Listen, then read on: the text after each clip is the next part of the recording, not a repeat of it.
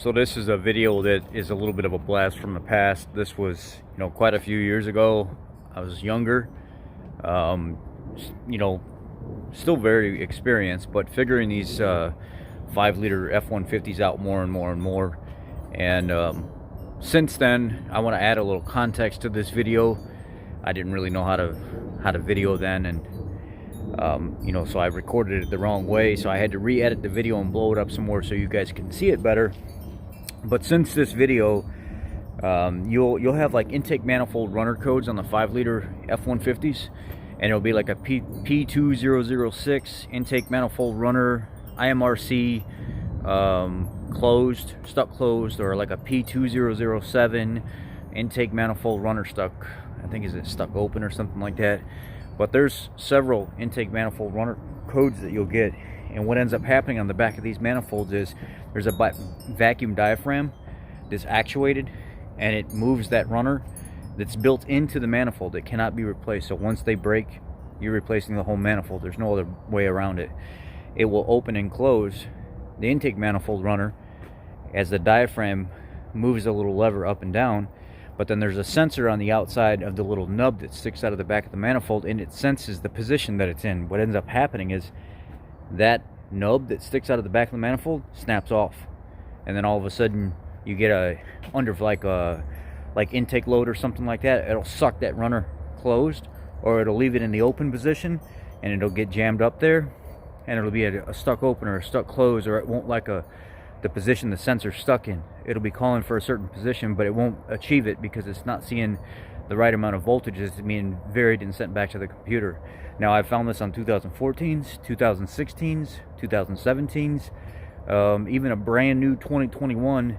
The guy had like 200 miles on it, came in, and I think it was a little bit of a different code. It was the vacuum diaphragm that moves the position of the runner back and forth. The diaphragm itself was blown out on these. So intake manifold runner codes, and the only way to get that vacuum diaphragm was, I think the guy ended up replacing the whole entire intake manifold, but I think you can find a diaphragm now. So it's a common problem with the 5-liter F150s where it's intake manifold runner codes. Here's the video. Let me know what you guys think. Let me know if you need help. I do have part numbers for, like, I think it's a 2014, 2016 listed, which I will copy in the pinned post as well. Enjoy. Ford F-150 with a 5.0 Coyote motor. Customer came in with some intake manifold runner stuck open or stuck closed, whatever the switch position was for that side. This particular side, it was the driver's side, which is bank 2. And what ended up happening is when you come back here and look, you see your switch solenoids, your vacuum solenoids that actuate your different runners here.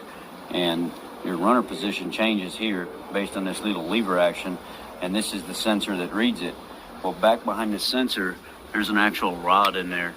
And that little rod that goes into the back of that sensor actually snaps. I'll take you back and show you the old one. So when you pull the sensor off, you're going to actually probably pull the rod with it. I'll show you the back of this manifold. See that rod right there should have a sensor in it, just like, that should have a little prong sticking out like that. So as that sensor sits in there, it can sense the position that it's in.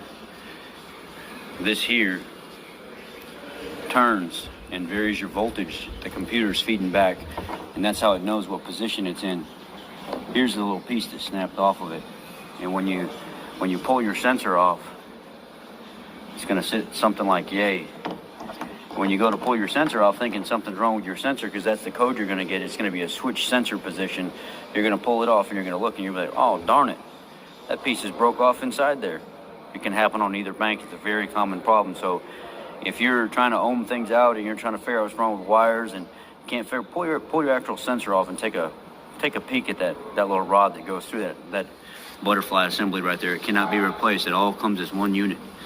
So this manifold comes with your vacuum actuator or your vacuum solenoids or actuators. It comes with your map sensor and stuff. It comes with both position sensors and the associated gaskets and the front throttle body gasket as well. So you don't have to order any of that stuff that comes with it. The only thing that you'll have to order is a set of O-rings that go along the side so you can swap over your injector rail Some people will do top and bottom. Some people will just do bottom. Just be careful when you pull it off so you don't warp the rail. But anyway, putting it all back together should be a piece of cake. And it takes a couple hours to do the job, no big deal. Okay guys, I will update some of the information in the description box below whenever this video uploads.